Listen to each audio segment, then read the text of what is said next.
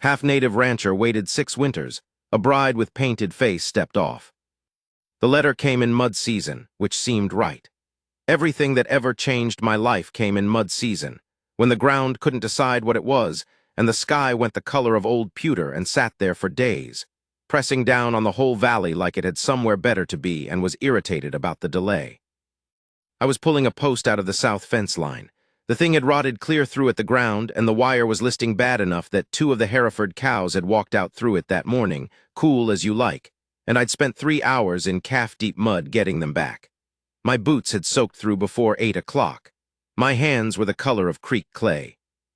I had about 3 hours of light left and 2 more posts that needed pulling, and I was 44 years old and alone on a piece of land that sometimes felt like it was trying to shake me off the way a horse shakes off a fly. Not mean about it, just patient, just waiting for me to tire. Elias rode out from town with the mail. He did that sometimes, when he had something he figured I might want to know about. Elias ran the dry goods and also served as the unofficial conscience of Burnt Creek, Montana, which meant he kept his nose in everybody's business, but did it gently enough that you couldn't stay mad. He handed me the envelope from the saddle, didn't say anything, just watched me with that look he had, half apologetic, half curious, and I wiped my hand on my thigh and took it. It was from the Helena agency. The handwriting on the outside was a woman's.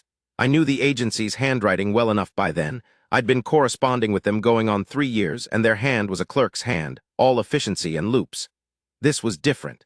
This was someone writing their own name and address, pressing harder on some letters than others, the capital C in Creek going almost through the paper. I didn't open it right there. I put it in my coat pocket.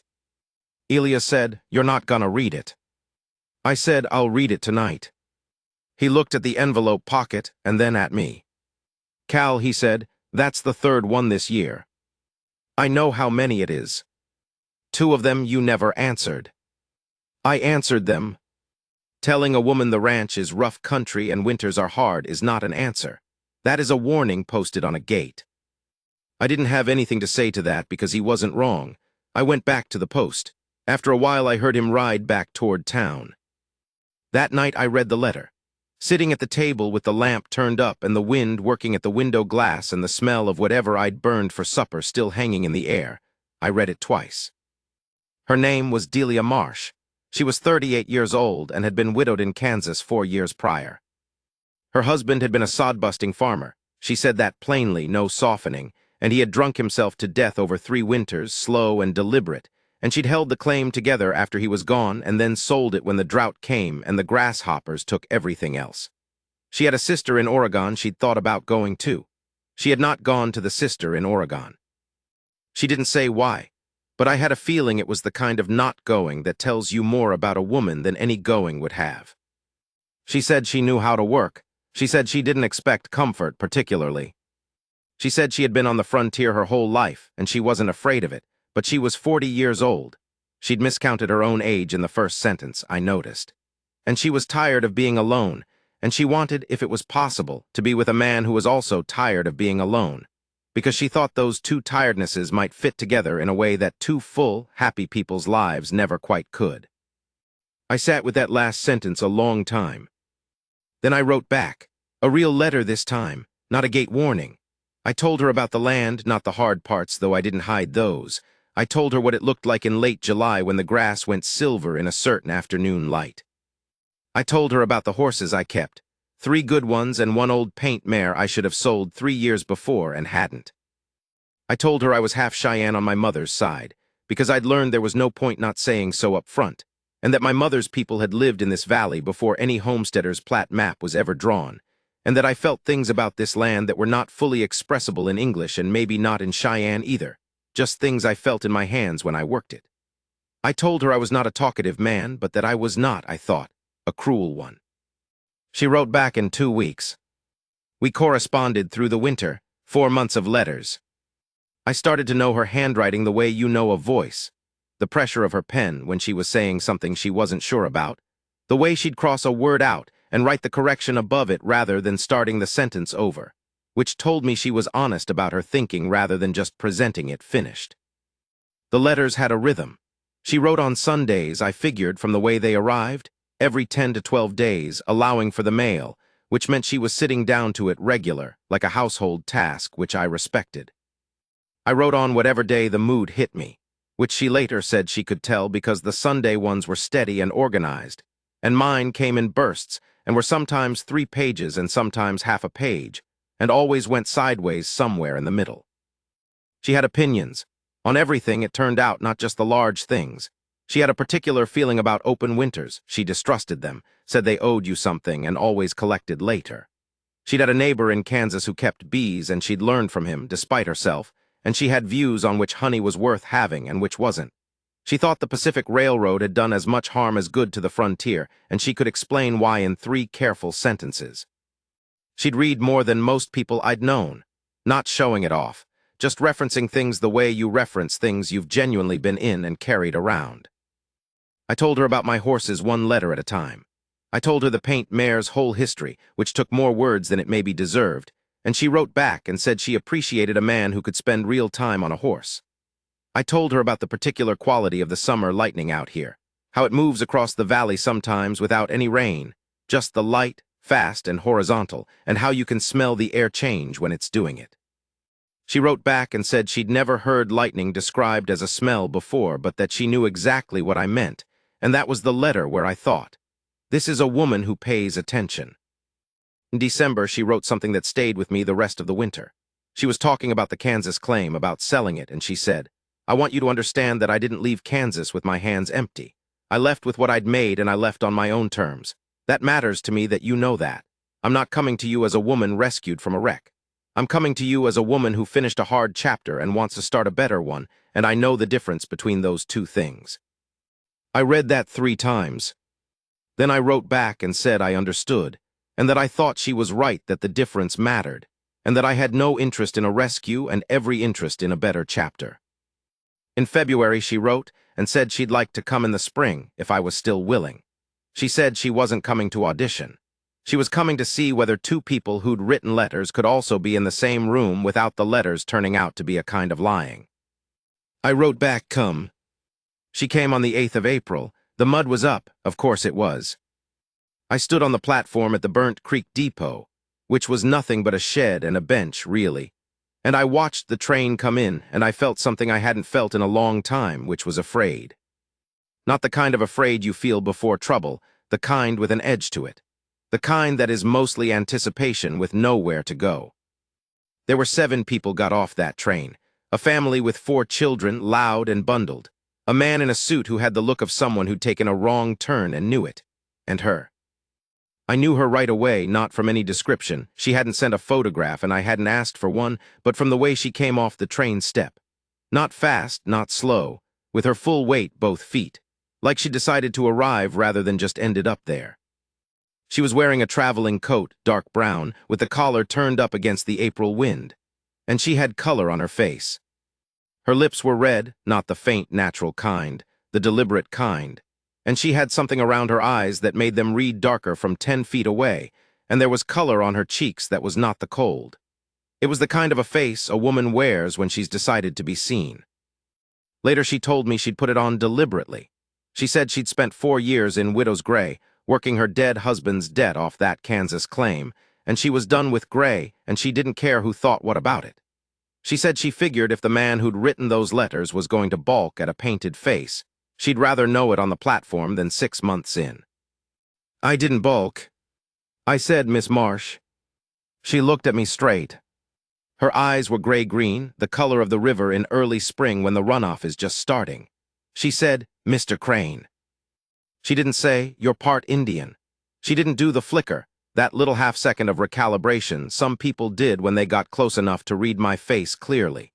She just looked at me like she was reading the letter again, comparing what she'd carried in her head for 4 months to what was standing in front of her. Then she said, you're taller than I thought. I said, you're earlier than the schedule said. She said, I changed trains in Billings. I said, you hungry? She said she was. We ate at Elias' place, which served meals out of the back room when Clara, his wife, felt like cooking. Clara felt like cooking that day, which meant word had gotten around. Half the town found reasons to be in the dry goods that afternoon. Elias kept his face very neutral. Clara brought extra cornbread. Delia ate like she was hungry, which I respected. She asked about the land, not the polite questions, the real ones. Elevation, water rights, what the grass was like in dry years, whether I ran sheep or just cattle. I answered her straight. She listened the way some people read, all the way in, not planning what she was going to say next. We drove out to the ranch in the last of the afternoon light. The valley was still mud-brown, not yet green, the cottonwoods just starting to think about leaves. I watched her look at it from the wagon seat, and I couldn't read her face, and I didn't try to. When we came over the last rise and the ranch buildings came into view, the main house, the barn, the corrals, the little shed I used for tack, she said, "It's smaller than I imagined." I said, "It is what it is." She said, "I didn't say that like it was bad." I showed her the house. It was clean. I'd spent 2 days making it clean, which was more cleaning than it had seen in some time, but it was plain and it was modest. One large main room with the kitchen at one end and the hearth at the other, 2 smaller rooms off the back. She walked through it slowly. She opened the window in the back room and looked out at the corral and the hill behind it. She turned around and said, "The kitchen needs a proper shelf." I said, "I can build one." She said, "I know you can. I wasn't asking, I was noting." That was the first time I understood that she was going to be specific. Not hard, not demanding, but specific. She saw what was there and what wasn't, and she named it plainly without apology or performance. After years of living inside my own head, rattling around this house with nobody to say a true thing to, I found I was not bothered by this. I was something more like relieved. We didn't marry right away. She'd been clear about that in the letters. She said she'd known one man badly, and she wanted to know a second one properly before she made any legal arrangements. And if I wasn't comfortable with that, she understood, but that was her condition. I'd written back that it was a reasonable condition. She slept in the back room. I slept in the front. We were both adults who had lived hard lives, and we kept our own counsel, and we worked. Lord, she could work. First morning, I was up before first light the way I always am. And I came out of my room, and she was already at the stove, and the coffee was made, and she had a skillet going. She was wearing a plain dress, nothing like the traveling coat, her hair pulled back, and she moved around that kitchen like she'd been in it for years, not like she owned it, more like she'd already learned its logic, where the things were, what it wanted. I stood in the doorway probably 5 seconds longer, then was dignified before I said good morning. She said, "Eggs from the coop. You've got more hens than you need and not enough doing with them." I said, "I know it." She said, "We can do something about that." I didn't ask what she meant. I sat down and she put a plate in front of me and I ate, and outside the window the sky was doing that thing it does in April, going from black to a dark, impossible blue before the sun gets its shoulder into it, and I thought, this is what it was supposed to feel like. This is the ordinary thing. A man eating breakfast before work with a woman in the kitchen. I know that sounds small. It wasn't small to me. It was the thing I'd been rationing myself against wanting for 6 years, and now it was here, and I sat with my coffee and let myself feel it. The first weeks were careful, we were courteous. We worked beside each other on the things that needed doing.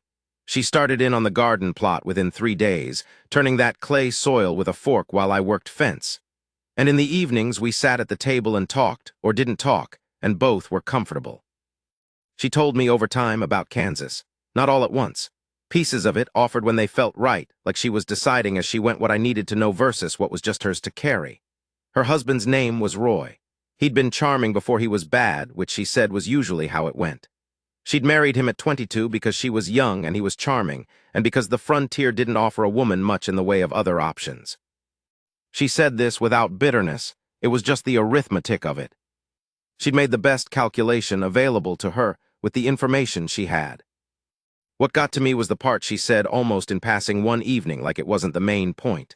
She said, there was a particular night in the 3rd winter when Roy was deep into the drinking and mean with it, and she'd gone out to the barn just to be out of the house, and she'd stood in the dark with the one horse they had left, and she'd thought, I am going to survive this, whatever it costs, and then she'd gone back in. She said that, and then she poured herself more coffee, like that was just a thing that had happened. I didn't say anything for a while. Then I said, you did. She looked at me. She said, what? I said, survive it. She looked at me another moment and then she looked down at her cup. She said, yes, I did. That was not the moment things changed, but it was maybe the moment I stopped watching what might change and started trusting that it would. The horses liked her fast. The old paint mare, whose name was the name I'd given her when she was young and which embarrassed me slightly. I'd called her June because she'd been born in June, and I was not a creative man. June took to Delia inside the first week. Would come to the fence when she heard her voice. That paint had ignored me with a kind of aristocratic indifference for 3 years. I chose not to feel insulted. The first argument we had was about money. Or not money exactly, it was about the Haverson land, the 40 acres that bordered mine to the west, which old Gus Haverson was selling because his legs had finally given out on him, and his sons were in Missoula and didn't want the land. I wanted to buy it. I'd wanted it for years. It would give me better access to the creek in dry months, and the grass on that side was sweeter, deeper rooted, better for the cattle in late summer. The problem was I didn't quite have the money. I was maybe $60 short. I told Delia about it at supper. Not asking her, just thinking out loud the way I'd gotten used to doing, now that there was someone to think out loud at. She put her fork down. She said, I have $70. I said, where'd you get $70? She said, I worked for 4 years in Kansas. I said, that's yours. She said, I know it's mine, that's why I'm offering it. I said, I'm not going to take your money. She said, Cal, you're going to take my money because it makes sense to take my money.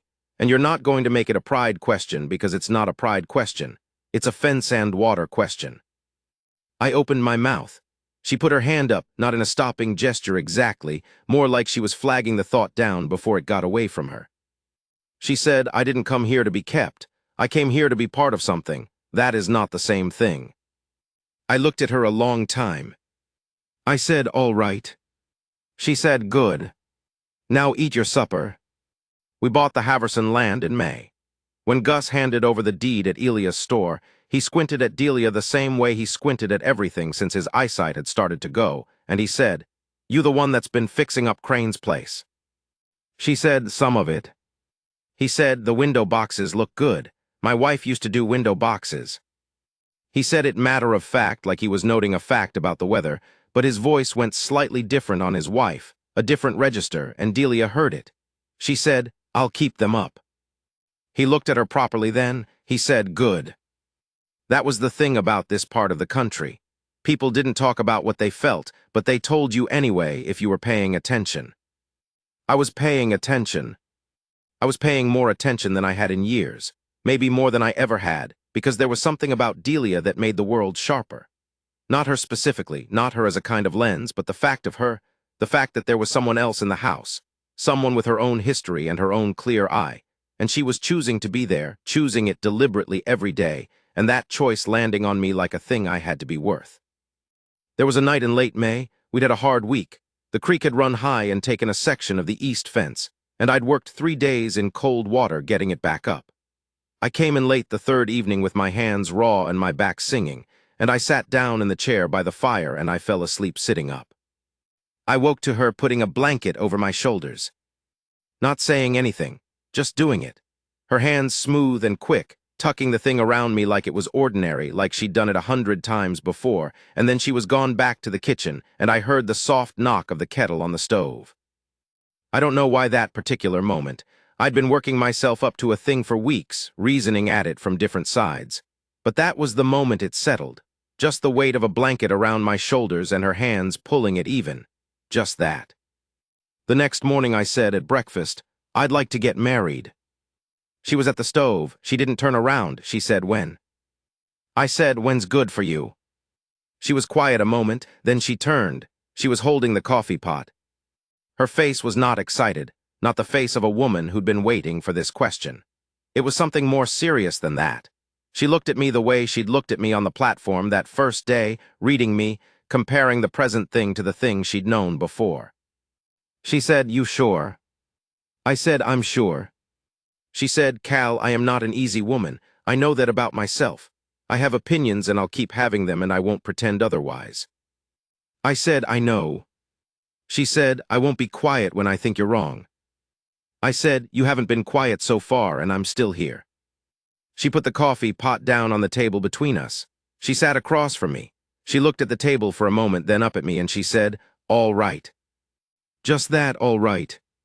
We were married in June, 6 weeks after that breakfast in the Burnt Creek Church, small, plain, 12 people, by a minister who was new to the territory and sweated the whole way through the service in a way that made it hard to take seriously.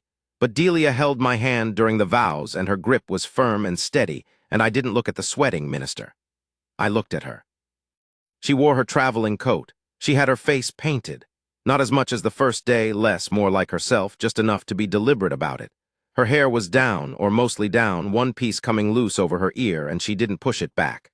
Later, I asked her why she'd left it. She said she decided she didn't need to be tidy on her wedding day. The summer was good. It was the kind of summer I'd been trying to have on this land for 6 years. The work was the same. The hours were the same.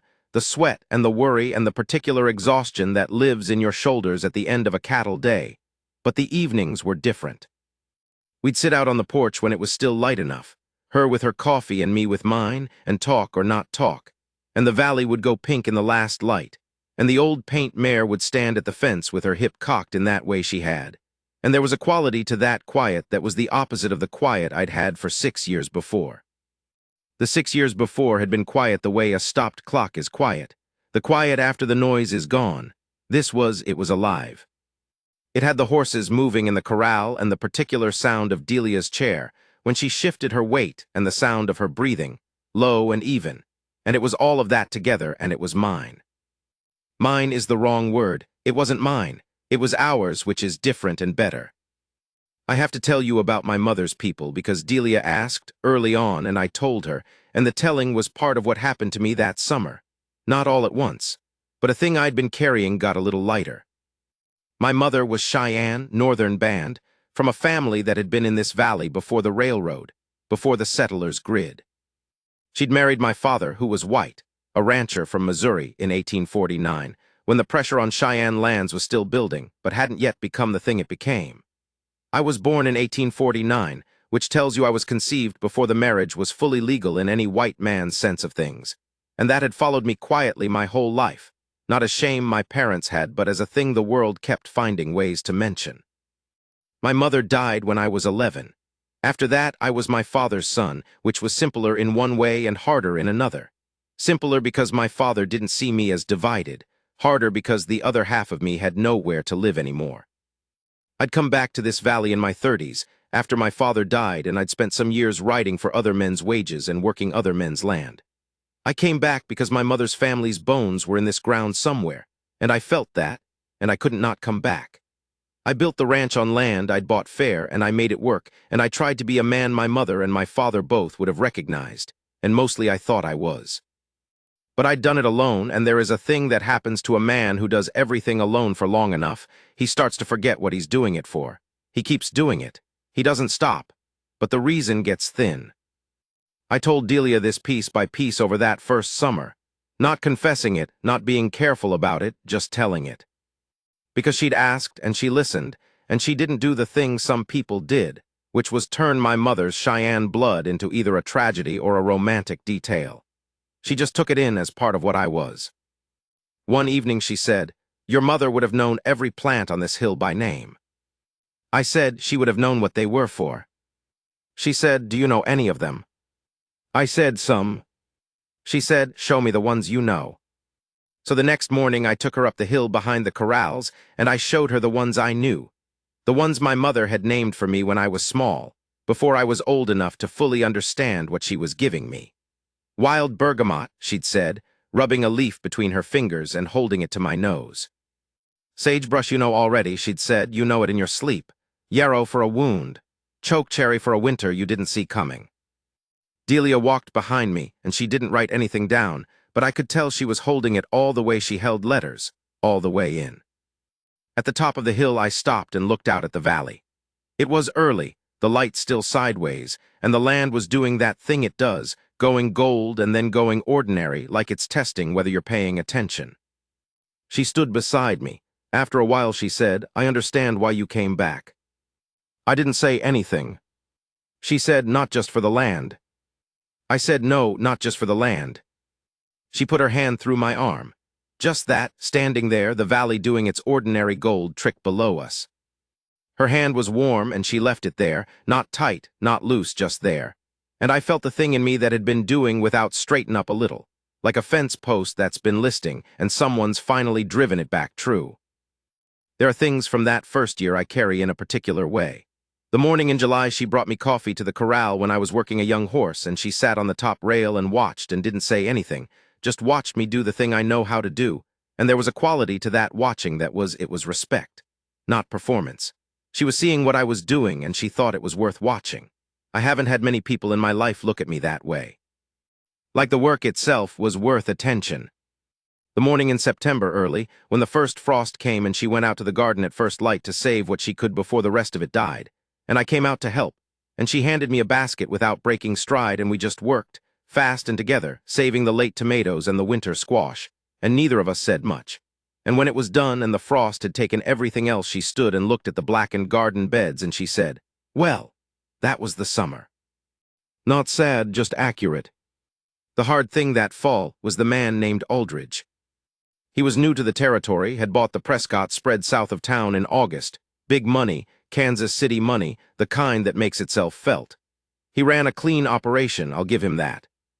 But he also had opinions about water rights that overlapped badly with mine.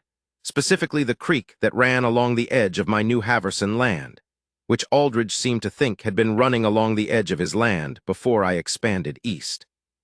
It hadn't, but he had a lawyer. I won't make a long story of it except to say, there were 3 months of it, letters from the lawyer, 2 meetings in Elia's store that got louder than meetings should, 1 evening where Aldridge came to the ranch himself and stood in my yard and made a point of looking at everything with the particular look of a man taking inventory. I stood on the porch and I let him look and I didn't invite him in, and after a while he left. The first meeting at Elia's had been bad enough. Aldridge was a certain kind of man, not mean, not stupid, but used to rooms running his direction, and when they didn't he pushed sideways rather than straight on, which was harder to answer. He'd brought his lawyer, a man named Fry from Billings who wore a good suit and talked about precedent the way some men use weather, to make you feel small and at the mercy of forces larger than yourself. I had my own man, Hector Gaines, who was a general attorney and knew land law as well as he knew everything, which was adequately. Adequately was not the same as Fry. Elias let us use the back room. Gaines and I sat on one side, Aldridge and Fry on the other. Fry opened with a 20-minute statement that was mostly words arranged to sound like facts. I'd heard men talk like that before and I knew the move. Make the other man feel like he's already behind, already losing ground, get him arguing your frame instead of his own. I didn't argue the frame. I said, "Show me the original survey." I said, "Show me the date of that survey against the date of my deed on the Haverson land." Fry didn't like that. He had the survey, finally produced it from his case, and I looked at it and Gaines looked at it, and there was a 3-year gap between when the survey was done and when the territorial water rights had been codified, which was the crux of the whole thing. The creek had been surveyed before the law changed, and Aldridge was trying to use old language to mean new things. I said so plainly. Fry called it an oversimplification. I said, "Call it what you like, the date is the date." Aldridge looked at me then, really looked, not the inventory look, and I thought I saw something shift in him. He wasn't a dishonest man, I don't think. He'd taken bad advice and gotten into a position and was now committed to it because men like Aldridge don't like to be seen backing down. Nothing resolved that day, but I drove home knowing where the fault line was. That evening Aldridge came to the ranch. Delia had been in the house. She came out after he rode away. She stood beside me and looked at the dust his horse had left. She said, "He's going to try to take it." I said, "He's going to try." She said, "What do you need?" I told her what I had and what I was short. I had the date, I had Gaines, and I had the right of it. What I was short was a specific case citation. Gaines thought there was a prior ruling from '74 that would settle it clean, but he didn't have it, and the territorial records weren't always findable from this distance. She said, "I'll write to my sister in Oregon. She has a husband who knows land law." I said, "Delia, I don't want to." She turned and looked at me, not angry, just direct. She said, "Cal, you are not in this alone anymore. That is the whole point of what we are." I looked at her. She said, "Let me write to my sister." I said, "All right."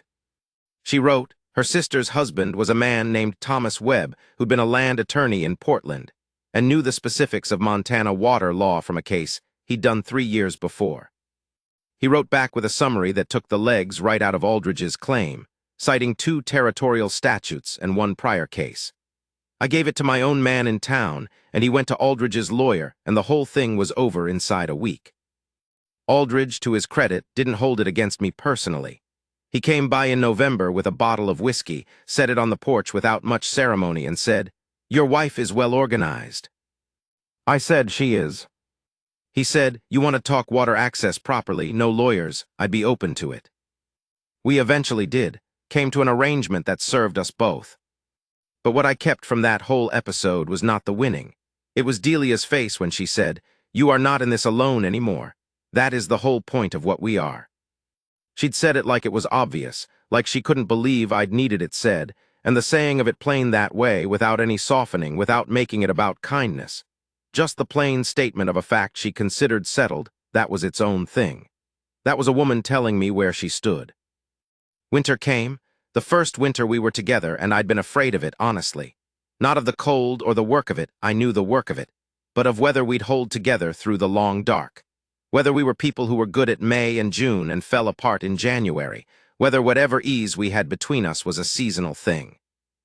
I had been inside this house in January before, and I knew what January did to the hours. The sun went low and brief, and the sky was that particular white that isn't cloud and isn't clearing, just white, day after day, like the sky had run out of other ideas. The cold wasn't brutal so much as relentless. It was there every morning when you got up, and it was there every night when you came in, and after a while it just became the quality of the air, the baseline everything else was measured against. Some people close in on themselves in that kind of winter. I'd done it myself, year on year, gone inward and thin-spoken and gotten by. I'd always come back out in March like a ground squirrel and been fine, but the winters had their cost. Delia didn't close. She went, if anything, more herself. More particular in her opinions, more likely to say a thing out loud that would have sat unsaid in a warmer month. She started a project in November. She'd found some old fabric in the back of the trunk she'd brought from Kansas, and she decided to make a quilt out of it. From the blanket she'd brought from the Kansas soddy and 2 of Roy's old shirts she'd never been sure what to do with, and a piece of my mother's blanket that I'd kept in the chest in the back room. I don't know how she knew about the blanket. I hadn't mentioned it. She'd found it when she was reorganizing the chest in fall. She'd asked me about it, and I'd told her what it was, a Cheyenne wedding blanket, or what was left of one, that my mother had kept from before she married my father, that I'd had since she died. She'd held it and looked at it and asked if it was right to use it. I'd said, yes. I'd said she would have said yes. Delia sewed at the table in the evenings while I read or worked at whatever needed working, and the quilt came together over 3 months, the pieces finding each other the way things do when someone has thought carefully about what belongs next to what. She finished it in February, and she shook it out and put it on the bed in the back room, our room, by then, and she smoothed it flat, and I stood in the doorway. She said, "Your mother's piece is in the center." I said, "I see it." She said, "I wanted it there." I went and stood beside the bed and looked at it. The quilt was not beautiful in any formal sense. The colors were all different, the patches cut from hard-lived things, but it was honest, the way a wall built from found stones is honest. The blanket from Kansas. My father's old shirts in there somewhere. My mother's Cheyenne weave in the center, more worn than everything around it, the pattern still legible, all of it held together by her hands. I put my hand on the center square, on my mother's piece. She was watching me, she didn't say anything. After a while I said, "Thank you for this." She said, "It's ours, it belongs here." That quilt is on the bed still. 15 years are near enough, it's on the bed. The first big storm came in December, a 3-day whiteout that dropped 4 feet on the valley and killed 3 of our yearlings before we got them moved to the barn. We worked those 3 days almost without sleeping. There's no describing, if you haven't done it, the quality of work in a true blizzard, where the cold gets inside the quality of everything, and even your thoughts move slower, where you're doing the thing not because you've decided to do it, but because stopping would be dying. We moved through it together. She was everywhere I needed her to be. I didn't have to tell her. She'd worked a hard life long enough to know what a bad storm wanted. The third night, when the wind finally dropped and the quiet came back, we were both at the barn seeing to the last of the horses. The lantern was making that sound lanterns make when the oil is low, the small guttering hiss. And she was rubbing down the big bay gelding I'd bought in the fall, her arms moving slow and thorough, and I stood watching her for a moment before she knew I was watching. Her hair had ice in it. Her coat was soaked through on the left shoulder where she'd been digging. She was 40 years old and she'd been awake for 36 hours, and she was rubbing down a horse in a cold barn at 2 in the morning, and she was doing it the same way she did everything, fully, from the center, without any corner cut. She looked up and saw me watching. She said, "What?" I said, "Nothing." She went back to the horse. Then she said, without looking up, "We held it." I said, "We did." She was quiet a moment, then she said, "I didn't know if I could do this, the real winter of it. I knew I could do hard. I've always done hard, but this kind of hard." She stopped. She was pressing into the horse's shoulder, working at something there. "Kansas hard is open. You can see it coming. This kind closes over you." I said, "Does it change things?" She looked up. The lantern was about to go. In that low, going light, her face was something I'll carry to my grave, tired, real, marked by the 3 days, and she looked at me and she said, "No, Cal, it doesn't change things." She said it clear and flat, the way she said true things. I crossed the barn and I put my hands on either side of her face, right there in the cold and the low light with the old bay horse standing patient beside us. And I held her face for a moment and she let me, and her eyes were open and looking right at me, and I said, "Thank you." She said, "For what?" I said, "For being here." She put her hands over mine, both of them, and held them there, and she said, "Where else would I be?" Not as a question, as a fact. The lantern went out. We stood in the dark for another moment, her hands over mine, and then she said we'd better get inside before we froze, and we did, and the storm was done and the ranch was standing. There's a thing I need to say about those first years, about what she gave back to me, what she maybe didn't even know she was giving, or maybe she did know exactly. I had spent a long time being not quite legible to this territory. Half Cheyenne in a white man's world is a particular kind of invisible. People see you, they deal with you, they'll shake your hand and buy your cattle and drink your coffee, but there's always a layer of distance, a small degree of not quite belonging that follows you around like a smell. You can't hold it against any one person. It's a weather pattern, not a choice, but it accumulates. 6 years of it alone, and it gets into the way you hold yourself. You start to stand a certain way around people, showing them what they can take and holding the rest back. Delia looked at me without that distance from the first day. I don't know if it was because she'd spent her whole life on the frontier among people who were mixed and made and patched together, or if it was just her particular kind of seeing, but she looked at me, and she looked at the ranch, and she looked at my mother's hill behind the corrals, and she took it all in as one thing, as Cal Crane's life whole. That sounds like nothing, maybe. It was everything. Second spring, I was building the new shelf in the kitchen. I'd finally gotten around to it, year and a half after she'd noted it was needed. And she was sitting at the table doing the accounts, which she'd mostly taken over because her head for numbers was better than mine. And I was fitting a board and she was working her columns, and the window was open to the May morning, and there were birds doing something complicated in the cottonwood outside. And she said, without looking up from the accounts, "I'm glad I came." Not building to it, not framing it. Just a fact she decided to say, the way she decided to say true things when they were sitting in her and needed to be said. I was measuring the board. I said, "Good." She said, "I wasn't sure, getting off that train. I thought, if this is wrong, I can be in Helena inside a week. I had the money." I said, "You still could be in Helena inside a week." She said, "I know that." She went back to the accounts. I went back to the shelf. After a while she said, "You know what decided me, actually, that first evening?" I said, "What?" She said, "You didn't stare at my face." I set the board down. I turned and looked at her. She was looking at me now. She said, "Every other man on that platform stared at my face. Some of them made a thing of looking away from it, which is the same as staring. You looked at my face and then you looked at me. There's a difference." I said, "I liked your face." She said, "I know you did. That's what I mean." She went back to the accounts. I picked up the board. I'll tell you about a thing that happened in the 3rd year. The 3rd year was the year I started to believe, really believe at the cellular level, that this was mine to keep, that it wasn't temporary, that I wasn't going to wake up and find out it was the kind of good thing that only comes to you on loan. I got sick that winter. Nothing dramatic, a fever that started as a cold and then went bad and stayed bad for 2 weeks. I've been sick alone before, and it's a particular kind of miserable, the solitary sick, where there's no one to tell you you're going to be all right and you have to make your own soup, and the house seems larger than usual. I was sick and Delia was there. She took over the ranch. She got the Haverson boy, Gus's nephew, 16 and strong, to come help her with the cattle while I was laid up. And she ran the thing as clean as I would have, cleaner maybe. And she came in every 2 hours, and she brought me water, and she laid a cold cloth on my forehead when the fever was bad.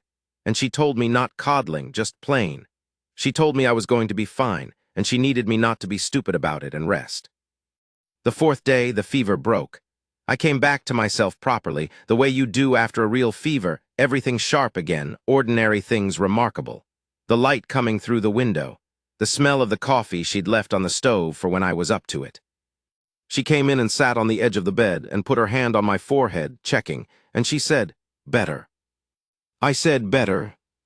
She had a smudge of something, ash, I think, on her jaw from whatever she'd been doing in the yard, and her hair was coming down on one side. And she looked at me with the particular assessment that I'd come to know as her version of worry, which looked from the outside like concentration. She said, "You scared me a little." I said, "I told you it was just a cold." She said, "I know what you told me." There was something in the way she said it, the compression in it, what she wasn't saying out loud, and I thought about her in Kansas, in that soddy house, watching a man destroy himself slowly. About what it cost her to have decided to be in another man's life, and to watch that life go wrong, a different wrong, but still going. I thought about what it took to be present for someone else's sickness when you had those particular memories in you, and to do it the way she'd done it, steady, practical, no panic, but her hand on my forehead checking. I took her hand, she let me hold it. I said, "I'm not going anywhere." She looked at me a moment, then she said, "No, you're not." Not like I'd given her something, like we'd confirmed an arrangement that was already settled. She stood up and said I should eat something and she'd make it, and she went to the kitchen, and I lay in the clean sheets and listened to the sound of her moving around out there, the particular rhythm of it, and I thought, this is what it means to be held to the world by another person. Not soft, not showy, just held. The town changed their minds about me over the years, or not changed their minds so much as settled them.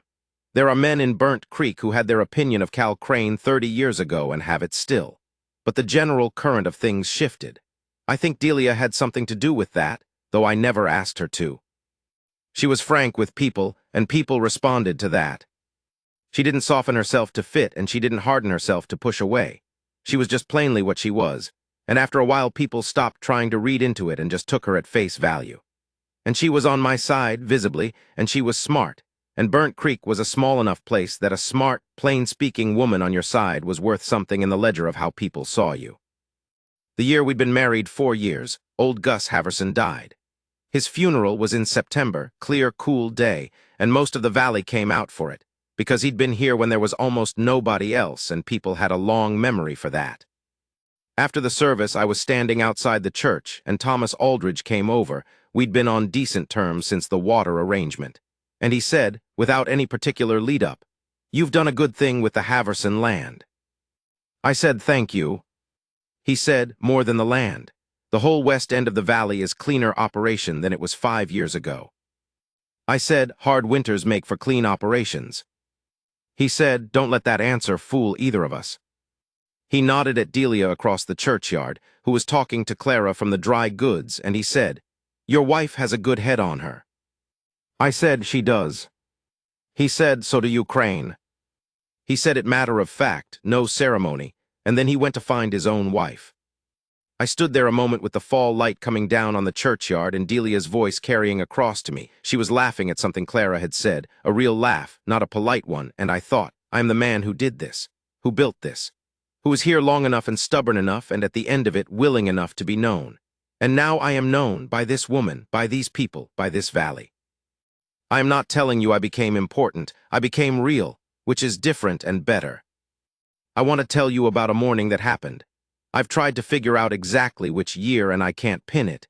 It was somewhere in the middle years, maybe the 5th or 6th, that I think about more than most other mornings I've had on this earth. It was July, dead center. the heat that parks itself in the valley in the second week of July and just sits there breathing. I was up before the light as usual, came out to the main room, and the house was quiet in the particular way of early morning before the day has its mind made up. I went out to the porch.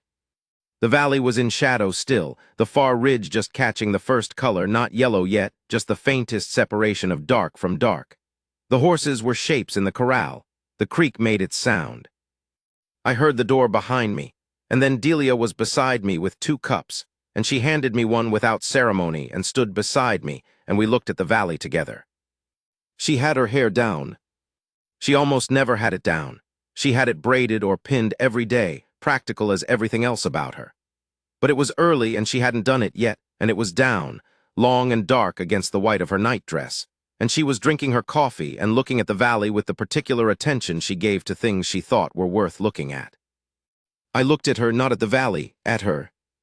She turned and caught me looking and she said, "What?" I said, "I used to stand here alone." She looked back at the valley. She said, "I know." I said, "I used to stand here and think, this is beautiful and there's no one to say it to." She was quiet for a moment, then she said, "Say it to me now." So I did. I said, "The valley is beautiful. The way it goes from dark to gold in the morning. The way it smells in July, that specific smell of dry grass and sage, and something I'd only ever known how to call by my mother's Cheyenne word for it, which meant roughly, the smell before the world wakes up."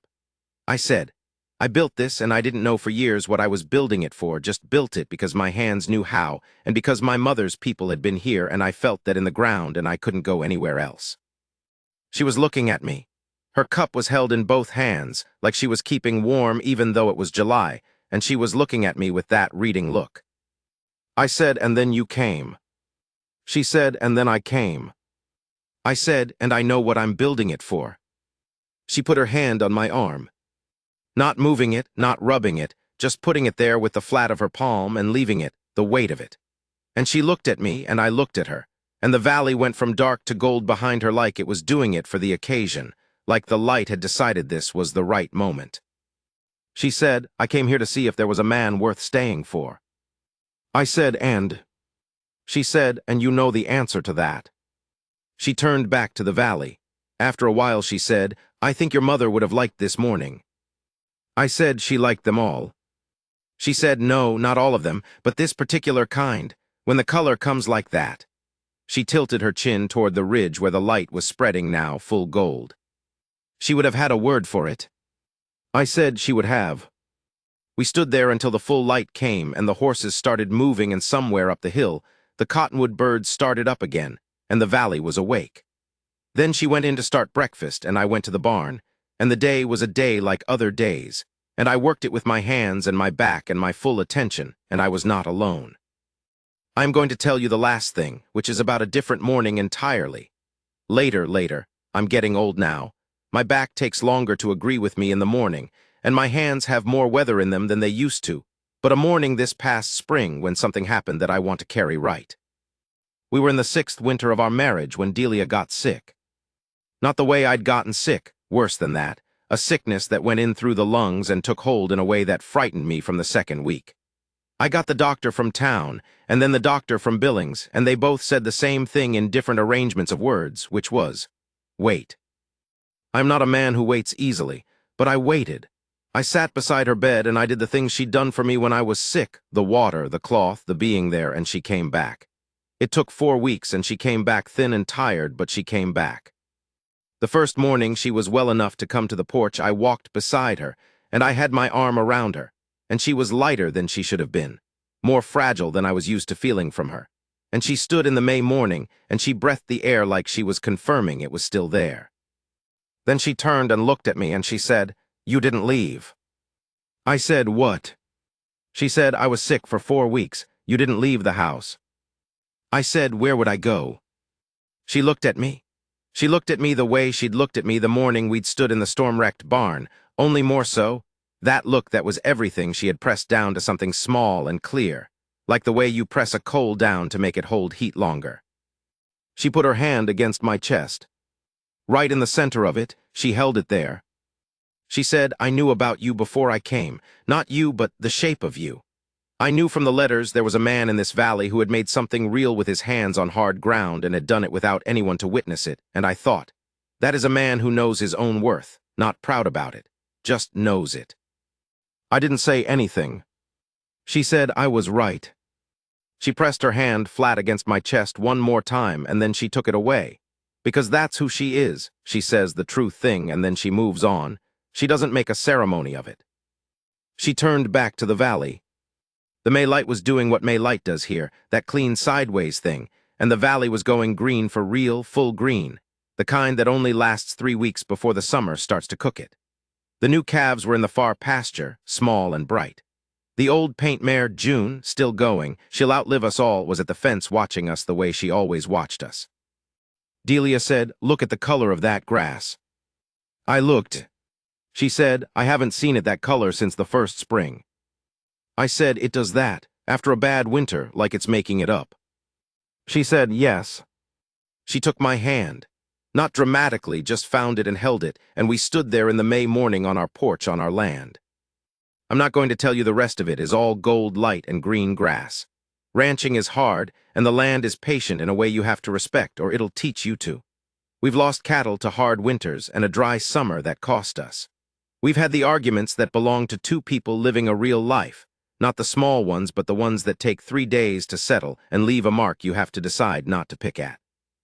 She has opinions, strong ones, and so do I, and we don't always come to the same place on them. But she's here, and I'm here.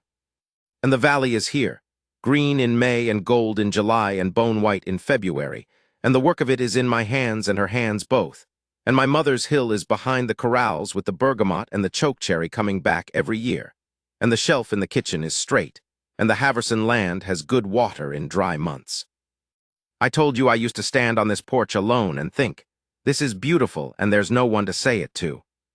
There's someone to say it to. I say it every morning,